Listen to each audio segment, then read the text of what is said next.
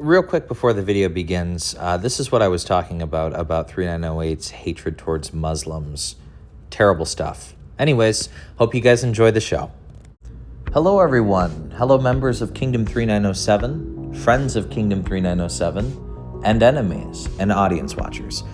Today's purpose of this video is going to be to highlight and bring attention to a few conversations that I had with Kingdom 3908's second largest KRAKEN. Now, for those of you that are unaware, Kingdom 3908's second largest KRAKEN was originally supposed to migrate to 07. He accidentally migrated to 08. Again, I've said it numerous times, many people are skeptical that he accidentally migrated to 08, but he actually did accidentally migrate to 08. But that is old news. Today's video, we're going to be going over two conversations. The first conversation includes a couple voice memos from myself, so I'll sort of let that play out along with you guys and read it, and I'll go over what was said via text. The second conversation is in regards to him trying to sell me his account. Now, I don't believe in account selling. I don't believe in account sharing. Those things, to me, violate the fun and sportsmanship-like of the game. This individual had reached out to a couple of my R4s and essentially said he was willing to sell the account for $20,000 or $30,000. I want a good KvK. I want a challenging KvK. I don't believe in buying accounts or kamikazing and doing malicious things that are not meant to be in the game. This individual is different. This individual, along with all of the individuals in 3908, happen to kind of sort of go into the same category. The best way I can describe it is this. You walk into a saloon in the middle of the Wild West, and within the saloon, it's outlaws, cheats, killers, liars, and deceivers. This kingdom has no integrity. This kingdom has no morals. This kingdom is strictly focused on making the best buck that they can and destroying and deceiving everything else in their path.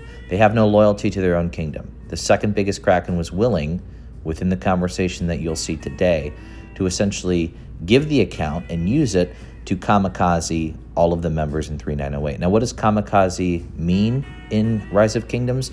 Essentially, it's when you purchase an account in another kingdom with the sole purpose of using said account to destroy and prevent other people from growing for KvK. So we'll start off with the first conversation now. This conversation was had on Discord.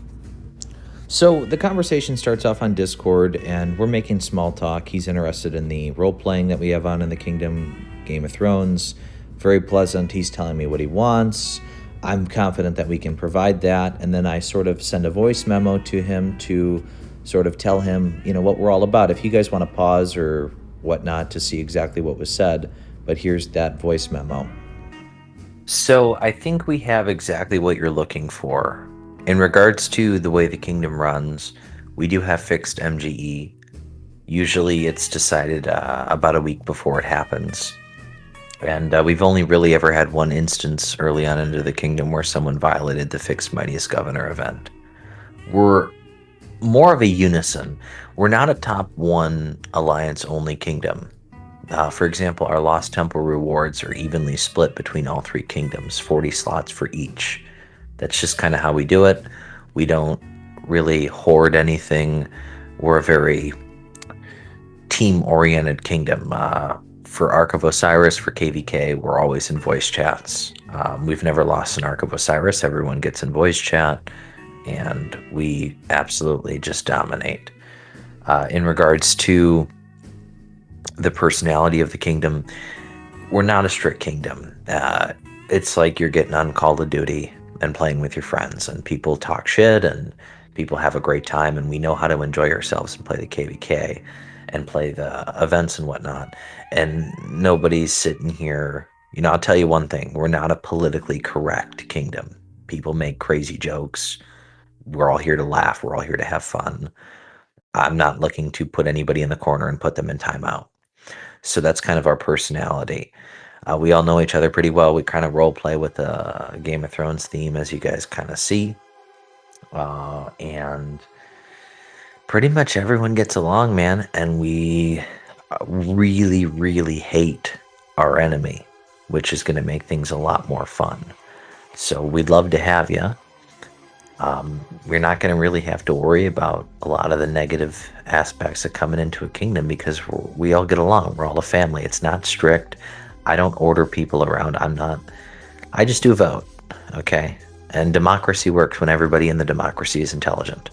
And we have a good, intelligent group of people that we're playing with. So a good king listens to people far smarter than him. So that's kind of what we do over here. So then we start speaking on Instagram. You know, he's kind. He's referencing in this message on my Instagram story, I was posting a big wager that I made that hit. And he's, you know, his name is Paquita. Everyone knows that. And I said, you know, yes, bro, how are you? And he's small talk. Just, you know, we live in the same state, so I'm asking him how Chinatown is. Now, here's the voice memo that I sent him in reply to the situation. So I will play that now for you guys. So listen to me. I want you to hear me out for a second.